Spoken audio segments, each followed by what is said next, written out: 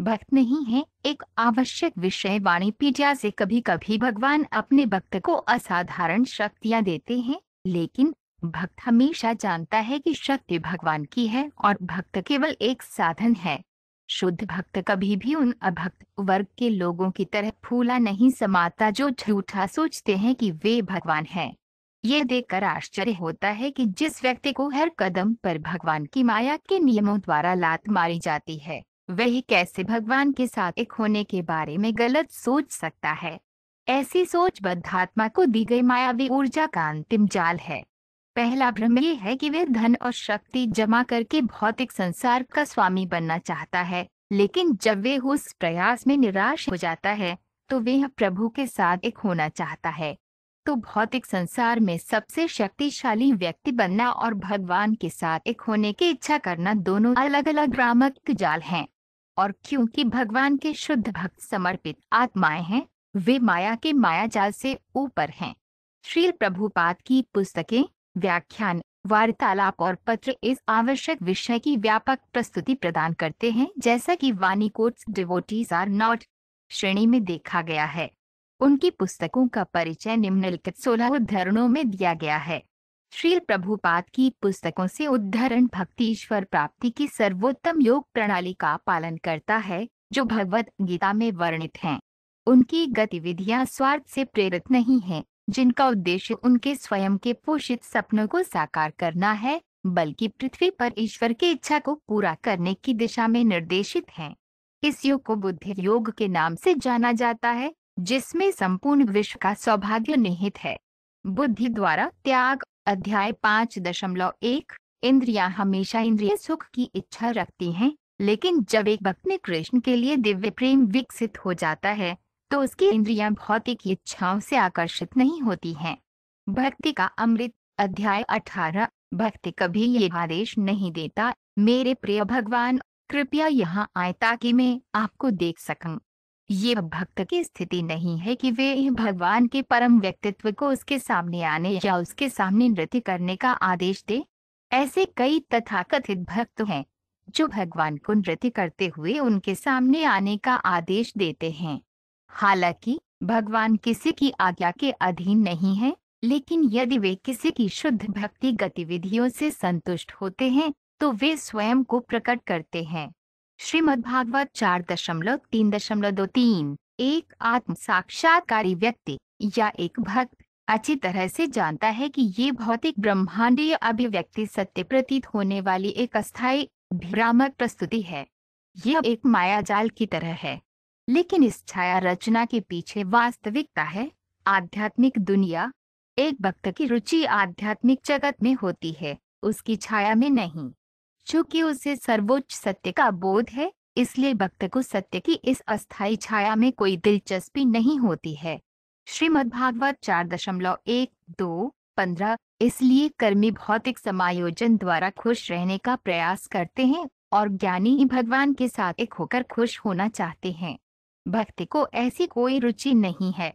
उन्हें हिमालय या जंगल में तथाकथित ध्यान में कोई दिलचस्पी नहीं है, बल्कि उनकी रुचि दुनिया के सबसे व्यस्त हिस्से में है, जहां वे लोगों को कृष्ण चेतना सिखाते हैं। इस उद्देश्य के लिए कृष्ण चेतना आंदोलन शुरू किया गया था। श्रीमद्भागवत 7 सितंबर 1944। यद्यपि एक भक्त सभी जीवित संस्थाओं को आध्यात्मिक अस्तित्व के स्तर पर देखता है, लेकिन वह सभी के साथ जुड़ने में रुचि नहीं रखता है। सिर्फ इसलिए कि बाघ भगवान का अभिन्न अंग है, इसका मतलब ये नहीं है कि हम उसे गले लगा लें। श्रीमद्भागवत 29-16। कट्टर अत्यधिक उन्नत वैष्णव भक्तों को वेश्याओं को देखने में कोई दिलचस्पी नहीं है, लेकिन जब एक वेश्या या कोई अन्य पतित आत्मा वैष्णव बन जाती है, तो कट्टर वैष्णव उन्हें देखने में रुचि रखते हैं। यदि कोई वैष्णव सिद्धांतों का पालन करता है, तो उसे वैष्णव बनाया जा सकता है।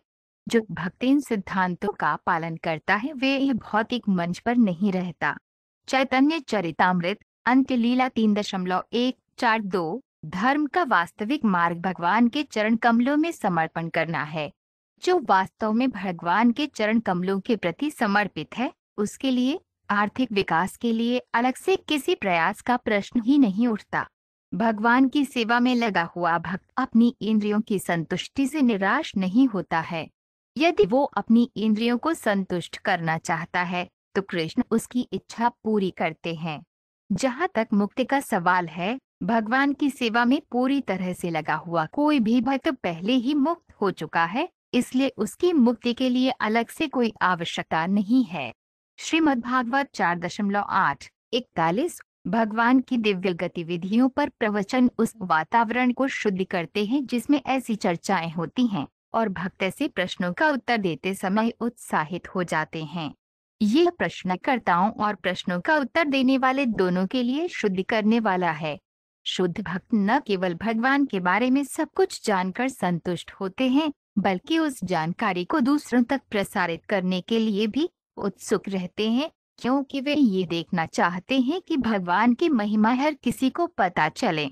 श्रीमद्भागवत 2.5-9 कर्मी केवल इच्छाओं से भरे होते हैं क्योंकि वे इंद्रिय संतुष्टि का आनंद लेने की कोशिश करते हैं।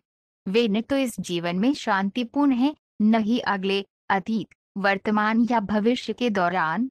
इसी तरह ज्ञानी हमेशा मुक्ति की आकांक्षा रखते हैं और भगवान के साथ एक होने की कोशिश करते हैं। योगी कई सिद्धियों, शक्तियों की आकांक्षा रखते हैं, अनिमा, लघिमा, प्राप्ति आदि।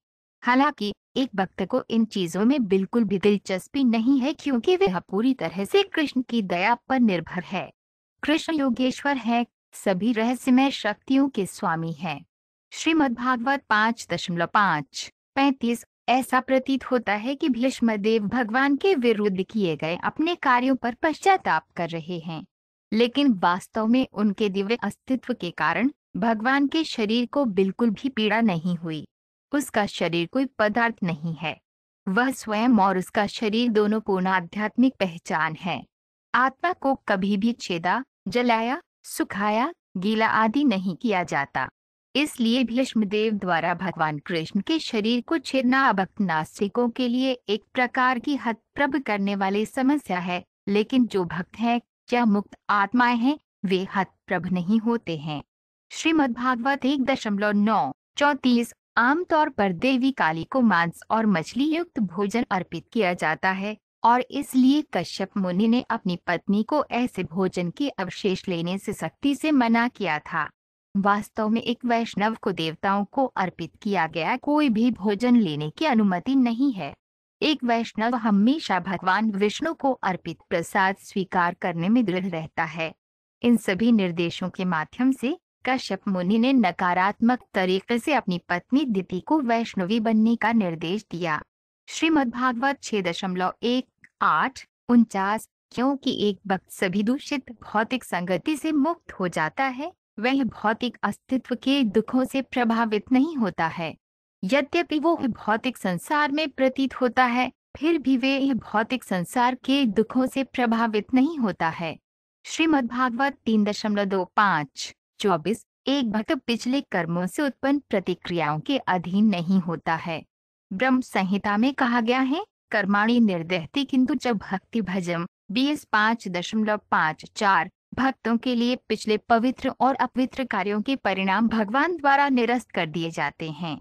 श्रीमद्भागवत 4.21-11 एक वैष्णव फूला नहीं समाता, हालांकि भगवान अपने शुद्ध भक्त को अपने निवास में प्रवेश की गारंटी देते हैं।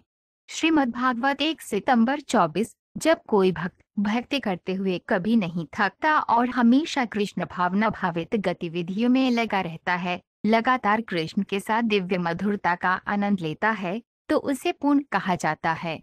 इस पूर्णता अवस्था को दो तरीकों से प्राप्त किया जा सकता है। कोई व्यक्ति भक्ति सेवा में क्रमिक प्रगति के द्वारा पूर्णता की इस अवस्था को प्राप्त कर सकता है, या कोई कृष्ण की अहेतु की दया से पूर्ण हो सकता है। भक्ति का अमृत अध्याय 25